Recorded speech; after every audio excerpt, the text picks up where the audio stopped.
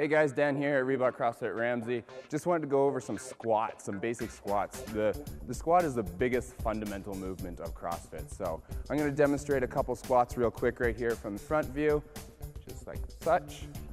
And then I'm going to turn to the side, squat for you right here. All right, so let's break this down into a little bit. First, let's talk about our stance.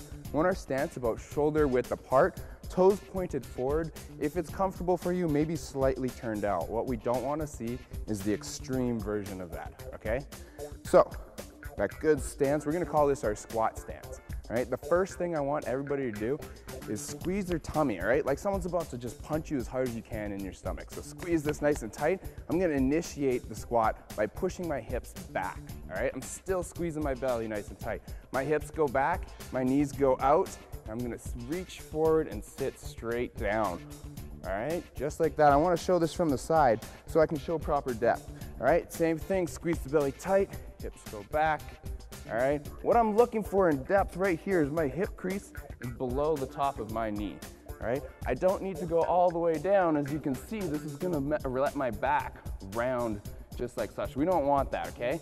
So we want our back to be nice and neutral, just come up a little bit. As soon as my hip crease is below the top of my knee, I'm gonna stand right back up, all the way up, squeezing my butt tight at the top, so we're not finishing our squat like this, all right? This is the finished position, like such, all right?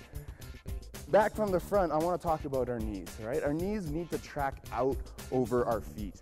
All right, think about trying to push your knees in line with that pinky toe, sort of on an angle like such, all right? So by doing such, we take the pressure off there, put the pressure on our hamstrings and our glutes, just like such, and then standing.